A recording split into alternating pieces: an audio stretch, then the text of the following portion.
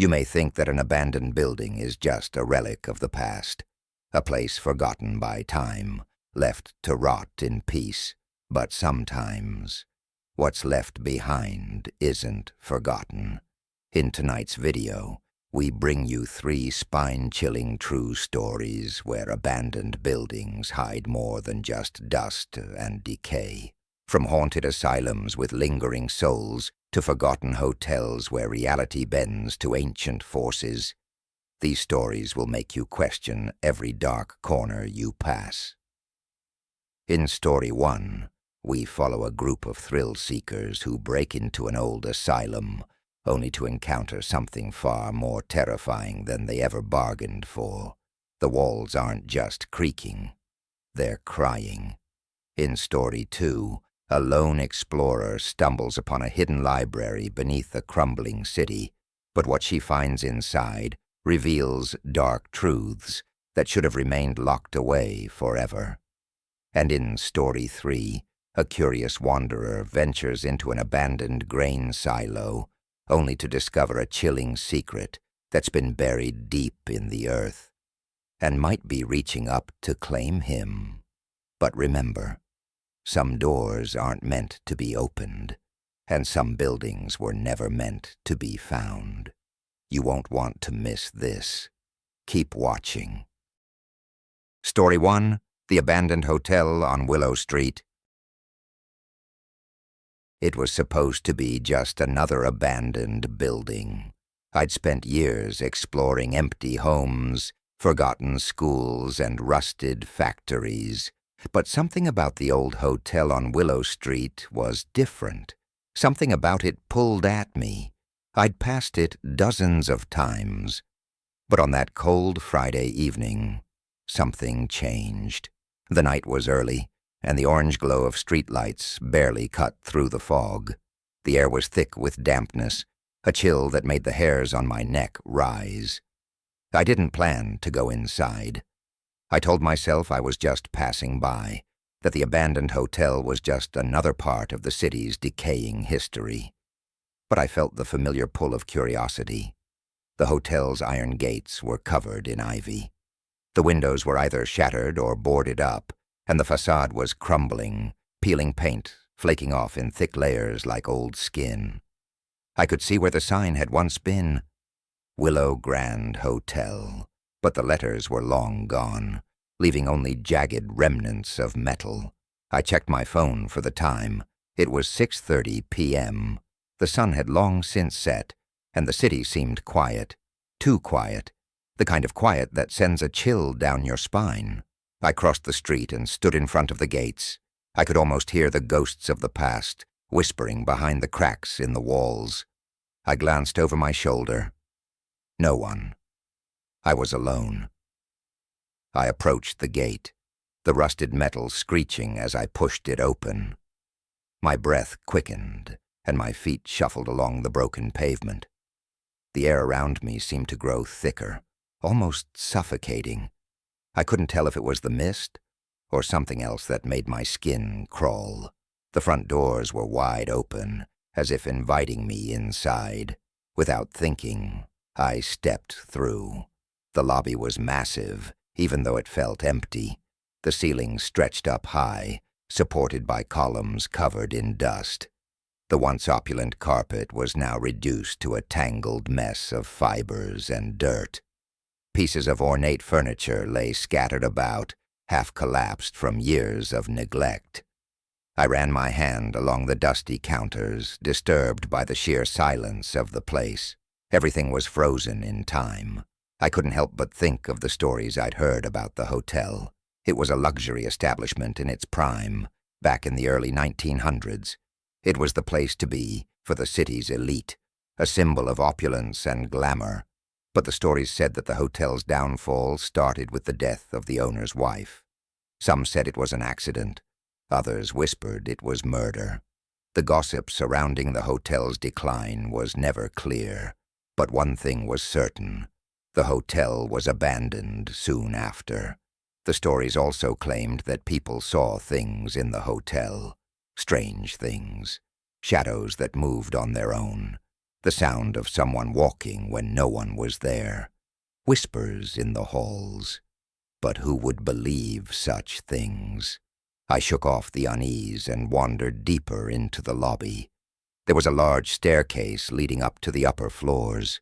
I could see the shadows of the upper rooms through the broken windows. The silence was deafening, and I felt the urge to call out to see if anyone else was there. But I stopped myself. It was too quiet, too still. I walked up the stairs, the wood creaking beneath my feet. The second floor was worse than the lobby. The hallway stretched endlessly, the air thick with dust. The floor was cracked in places, and some of the doors hung open, revealing rooms frozen in time. A bed, overturned, a dresser covered in grime. It was as if the rooms had never been touched since the day the hotel was closed. But then I saw something I couldn't explain. A door at the far end of the hall was ajar. It didn't look like the others. This one had been freshly opened, the hinges not covered in dust like the others. It stood out, as though it were beckoning me to approach. I walked toward it, the hairs on the back of my neck rising. The door creaked open as I pushed it further. Inside was a room unlike the others. The bed was made, the sheets smooth and untouched. The furniture was pristine. But the strangest thing? The mirror. There was a large, full-length mirror on the far wall, directly opposite the bed. As I looked into the reflection, I froze. At first I couldn't figure out what was wrong. The room behind me looked normal, but the mirror, the reflection didn't match the room. I took a step back. In the reflection, the bed was still made, but the chair beside it was occupied. There was a person sitting there, a woman, facing the mirror. Her face was pale, her hair dark and long. Her eyes, though, were voids, dark, empty holes where eyes should be. She wore an old-fashioned dress, the kind you might see in black and white photographs from the early 1900s.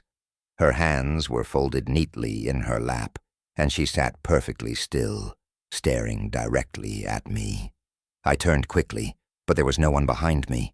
The room was empty, but in the reflection, she was still there. I couldn't breathe. I couldn't move. And that's when the sound began.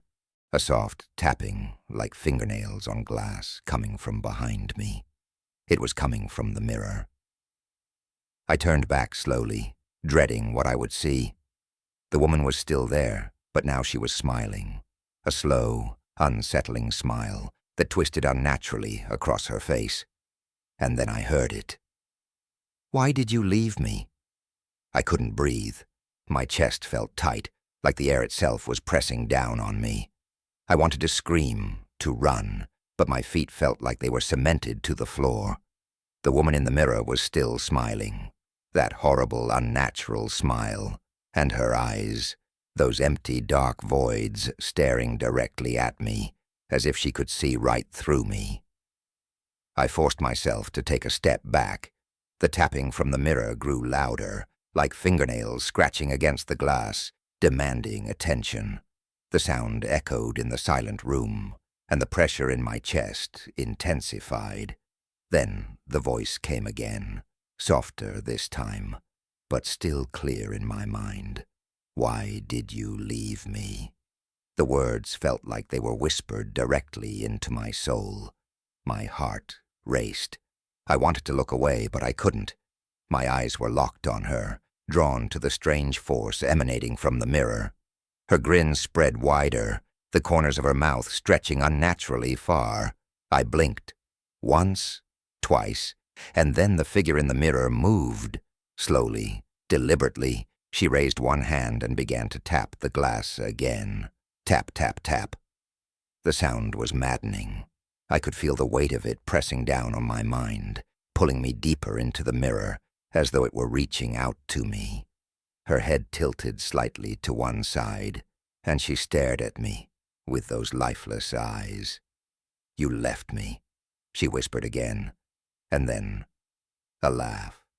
It wasn't a normal laugh. It was hollow, distorted, echoing inside my mind, bouncing around the walls of the room like it didn't belong to her at all. The kind of laugh you hear in nightmares. The room seemed to grow colder. My breath came out in visible puffs, as if I were standing in a freezer. I stepped backward, my eyes still locked on the mirror. But the figure in the mirror didn't stay still. She moved. Her hand lifted from her lap, and I saw her fingers twitch. The reflection was no longer the same as the room I was standing in. It was now warped, like a distorted version of reality. The walls were darker, the bed was rumpled, and the door to the room was shut, even though it had been wide open when I entered. You left me, and now you must join me. The woman's voice reverberated in the room, and that's when I realized it wasn't just her voice I was hearing, it was mine, too. I snapped my head around, my body frozen in place. The reflection in the mirror was screaming. My own face, twisted in terror, was mouthing words I couldn't hear, as if I were trapped inside the reflection, fighting to get out. The mirror was pulling me in. It felt like my soul was being dragged toward the glass and the air around me becoming thicker, heavier. No, I gasped, reaching out. But my fingers brushed against the cold, unyielding glass, as if the mirror were nothing but a wall. Please, no. Suddenly, the woman in the mirror stepped forward, as if crossing an invisible line, emerging from the glass. Her body bent unnaturally as she crawled toward me. Fingers stretched toward me like claws. "Join me," she hissed, her voice rasping. "You can't leave me. You can't escape." I stumbled back in panic, my feet skidding across the hardwood floor, but every movement felt delayed, like I was moving through thick, heavy air. I reached for the door, but it wouldn't open. It was locked. No, it wasn't locked. The door was gone. I was trapped. The woman's figure continued to emerge from the mirror, her body breaking apart and reassembling, like a grotesque shadow. I could hear her bones crackling, and I could feel the temperature drop even further. The room was freezing now. I was gasping for air, my lungs burning. "It's too late." Her voice was louder now.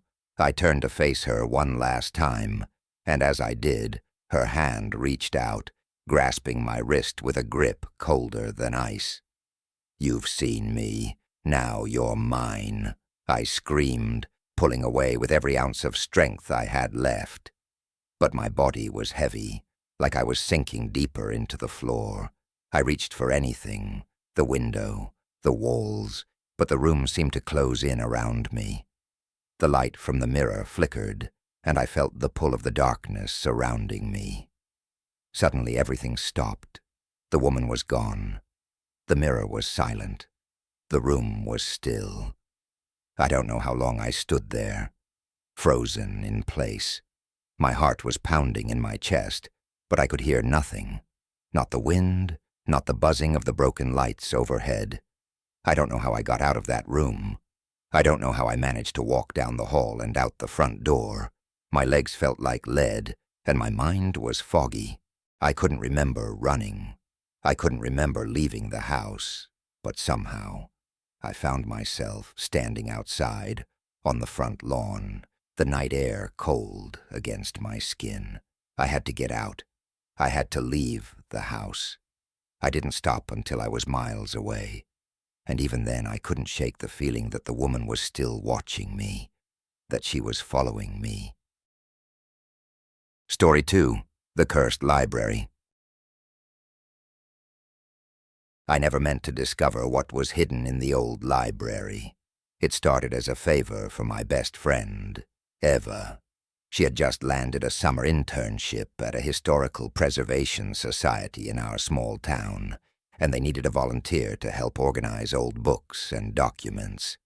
I didn't have much else to do, so I agreed to help her. The library was the oldest building in town. Built in 1821, long before my grandparents were born. The structure itself looked like something out of a Gothic novel, with high stone walls, arched windows, and a towering staircase that seemed to stretch on forever. Inside, the smell of musty paper, aged wood, and ink filled the air, like the library had been frozen in time. Eva had told me all about the mysterious archives they kept hidden in the lower levels. Stacks of old manuscripts that no one had been able to decipher for decades.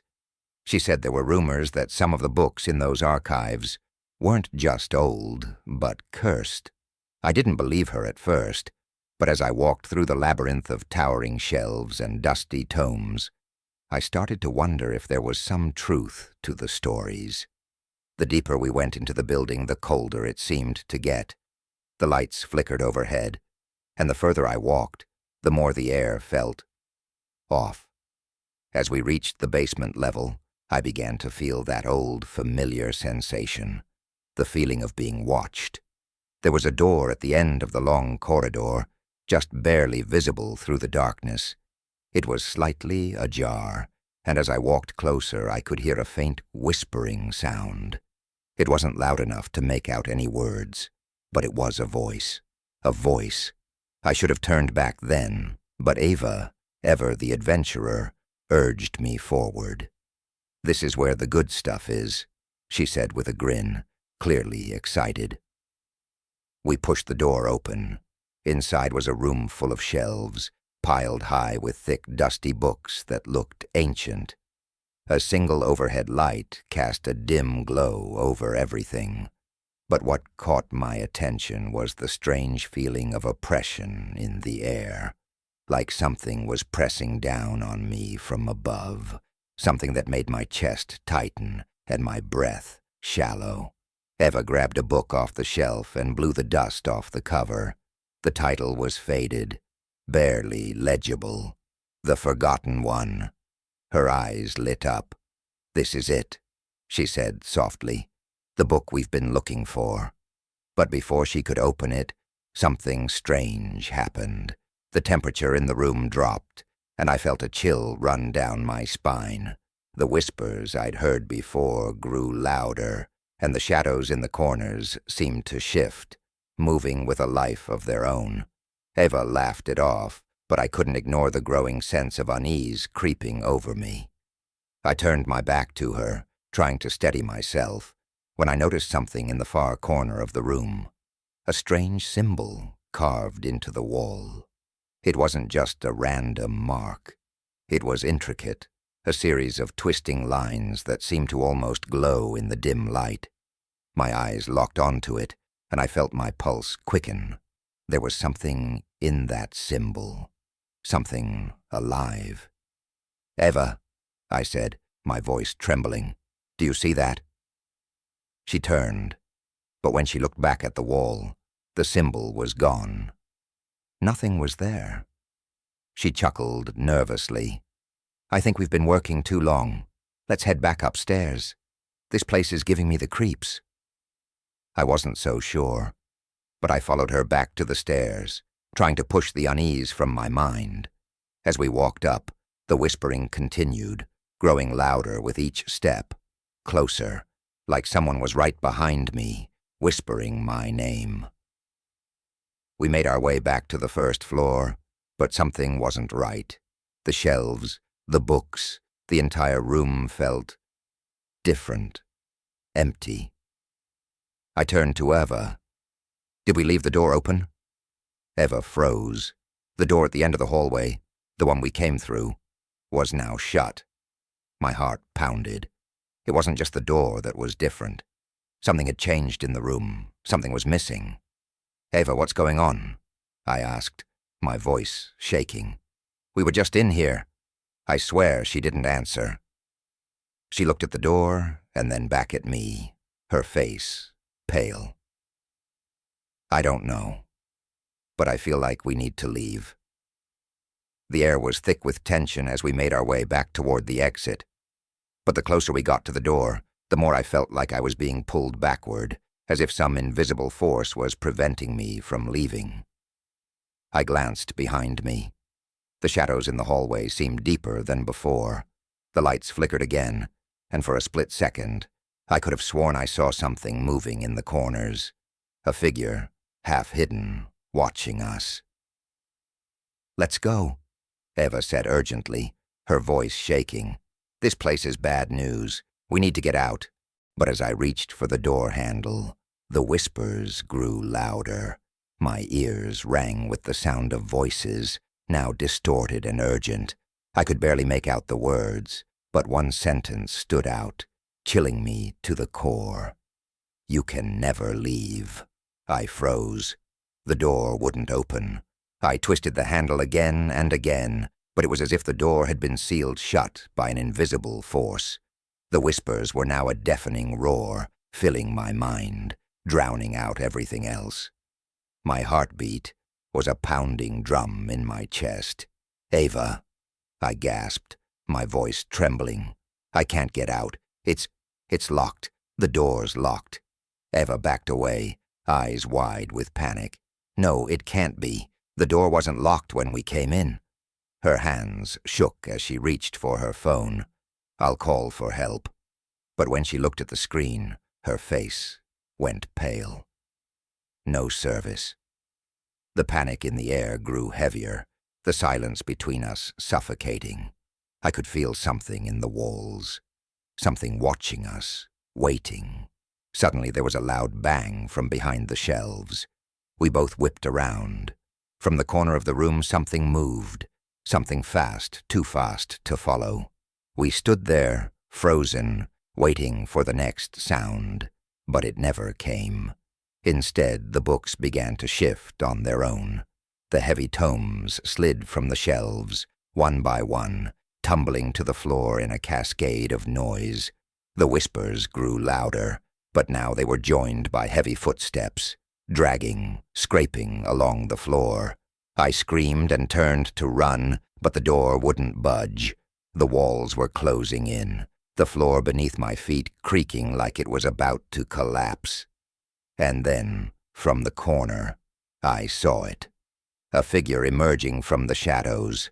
A woman, pale, gaunt, her long hair hanging in front of her face. Her body was twisted and broken, like she had been pulled out of the very walls. Her eyes glowed in the darkness, and her mouth opened wide, revealing blackened teeth. "You should have never opened the book," she whispered. And then she lunged at us. I screamed. My lungs burned as I backed away from the woman in the corner, her wild, unblinking eyes never leaving me. The air in the room grew thick with a heavy, almost suffocating weight. The shadows seemed to stretch farther than before, wrapping around the room like dark tendrils. "Run!" Eva screamed, her voice panicked, but my legs refused to move. They felt frozen, like I was stuck in a nightmare where I couldn't escape, no matter how hard I tried. The woman moved closer, her footsteps dragging across the floor like a sickening echo. The sound of her approach was amplified by the stillness of the room, and with each step, the temperature seemed to drop even further. I could see my breath misting in the air. My hands trembled as I reached for the door again, but it remained stubbornly locked. The woman's distorted form slowly drifted toward us. Her eyes, wide and empty, seemed to draw me in, her gaze like an anchor dragging me deeper into a nightmare. As she came closer, I could feel her presence pressing against my chest, suffocating me with dread. "You shouldn't have come here," she whispered, her voice scratchy and hollow, like the sound of scraping nails against metal. "You've disturbed it. Now you belong to it." I recoiled in terror. "What do you want from us?" I managed to choke out. The woman's lips curled into a twisted smile, and I saw the blackened teeth in her mouth, jagged and decayed. "I want you to see what you've opened," she said softly. Her voice was chillingly calm, almost like a lullaby. "I want you to feel the weight of the curse." Suddenly a loud crash from behind us. Ava and I spun around to find the entire shelf of books had fallen over, scattering across the floor in chaotic disarray. But as the dust settled, I noticed something strange. The books weren't scattered randomly. They were stacked in piles, like they were being arranged. There was no time to think. I pulled at the door handle again, desperation rising in my throat. Nothing. The woman's figure now stood just a few feet away from us, but the ground beneath her feet shifted. The wooden floor creaked as though something was moving beneath it. The sound of scratching, like nails dragging against the floor, came from all directions, but there was no one else there. Ava was backing away, her eyes wide with panic. I could feel the fear in her, the same gut-wrenching terror that gripped me. We were trapped in this forsaken room. There was no way out. We had opened the door, and now we were stuck. A distant growl reverberated through the walls, followed by a hiss that made my spine prickle. I glanced at the bookshelf. The books were moving, crawling toward the center of the room, like they were alive. They twisted, rearranging themselves, becoming stacked in a spiral, one that mirrored the figure of a pentagram. "Stop!" I screamed, but the words felt hollow in the air. The woman in the corner tilted her head, and in that moment, I saw it. Her mouth opened wide, impossibly wide. She reached out toward us with hands that seemed to stretch, her fingers elongating until they seemed to melt into the walls.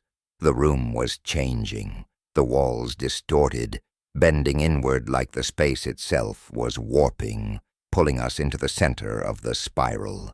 The bookshelf trembled violently. A screeching, agonized wail pierced the air. It felt like the very foundation of the building was shaking. Ava grabbed my arm. "We need to get out now." But the door was still locked. The walls started to bleed. The books in the center of the room flared to life, glowing an eerie blue. The pages turned rapidly, as if some unseen force was reading them. The words on the pages flickered in and out, as if alive. I tried to look away, but I couldn't. I was drawn to the words, the ancient language that seemed to speak directly to me. And then I saw it. The curse. The pages stopped turning, and I saw the words.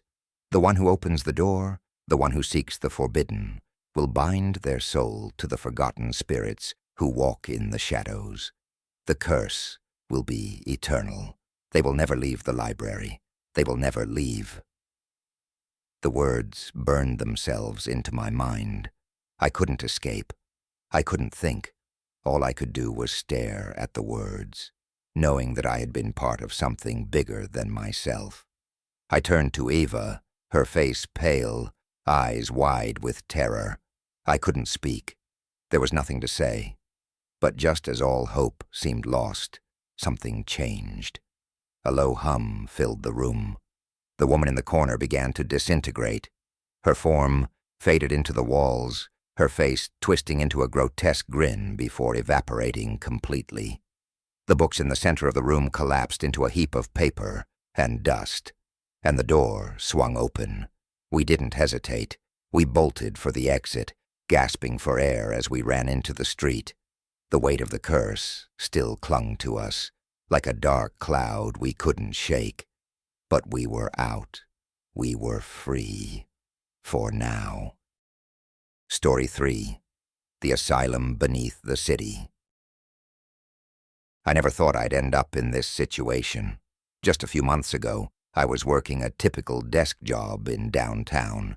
A 9-to-5 with regular hours, a steady paycheck, and a routine that never wavered. But things change. They always do. One random Friday, I walked into work and noticed the building was unusually quiet.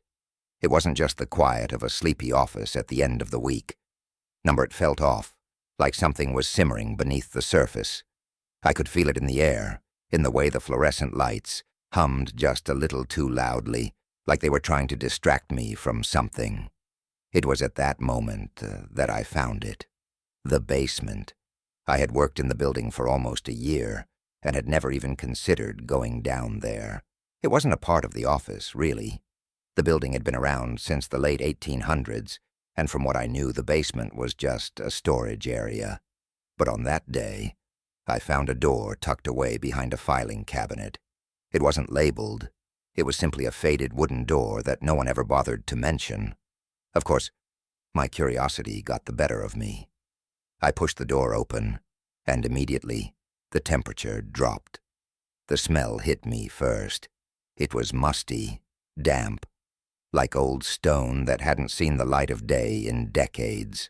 I stepped inside, my footsteps echoing off the concrete floor, and felt a sense of unease creep up my spine. There was something alive about the air down there, like it was suffocating.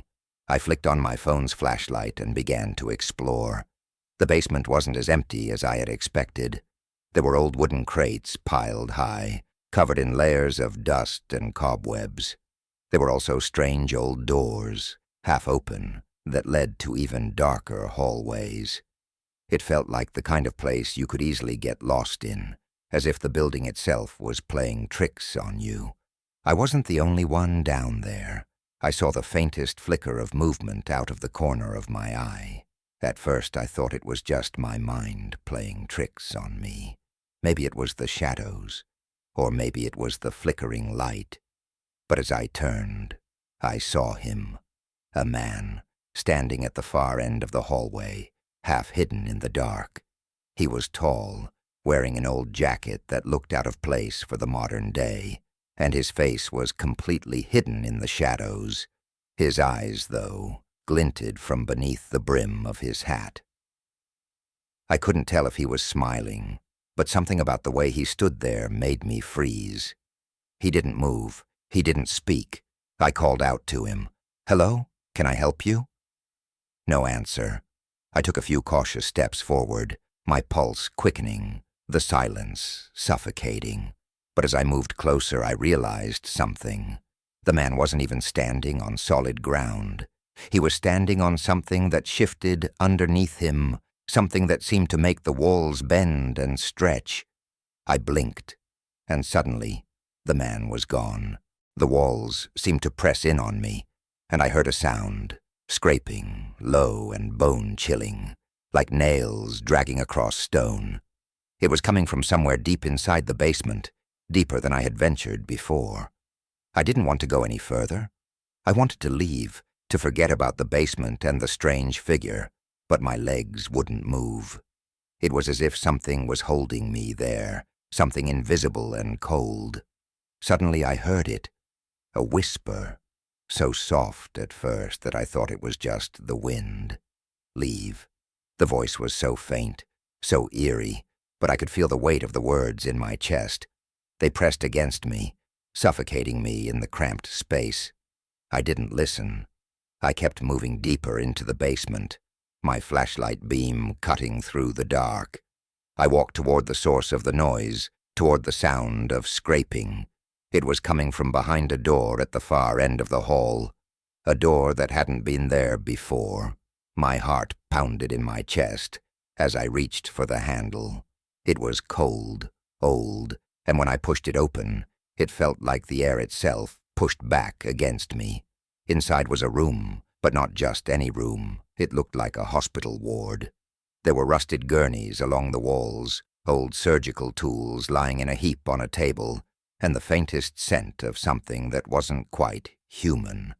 The floor was covered in dust, but there were fresh footprints leading toward a single chair at the far corner. As I walked in, I realized there were strange symbols etched into the walls. Symbols I didn't recognize. They were scratched into the stone, deep enough that they couldn't have been made by anything other than an iron claw. Then I heard it, a sound from behind me.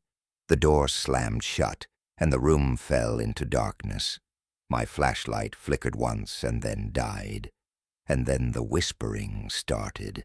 The darkness around me seemed to stretch on forever. I fumbled with the flashlight, desperately trying to get it to turn back on. But the battery was dead. My phone, too, was unresponsive. I couldn't see anything, couldn't hear anything except the pounding of my own heartbeat. Suddenly, I felt it. A presence. Something was in the room with me. I couldn't see it, but I could feel it, pressing in from every direction. The hair on the back of my neck stood up, and I spun around, hoping to catch a glimpse of whatever was in the dark with me. But there was nothing. Then I heard a soft voice, too faint to make out. I strained to hear. "Get out." I froze. The voice was close. It was right behind me. I turned, and there, just inches away from my face, stood a figure. But it wasn't the man I had seen earlier. No, this figure was much worse. It was the shape of a person, but there were no features, no eyes, no mouth, just darkness, a shadow, twisting, bending, its edges indistinguishable from the blackness of the room. I stumbled backward, panic rising in my chest, but before I could react, the room began to change. The walls shifted. The hospital ward I had entered was no longer there. I was surrounded by an endless hallway, with doors that seemed to open into nothingness. The figure moved toward me, but it wasn't walking. It was gliding, floating. The air grew cold. I could see my breath, misting in front of me. The sound of scraping metal grew louder, and then I saw it.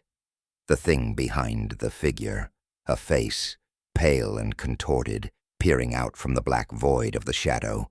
Its eyes were wide open but empty, and its mouth stretched open in a grotesque grin. I tried to scream, but no sound came out. The figure's hand reached toward me. The fingers were long, thin, and sharp like claws. I stepped back, but my feet wouldn't move. The darkness was pulling me in, dragging me toward the figure. Suddenly the ground beneath me shifted again.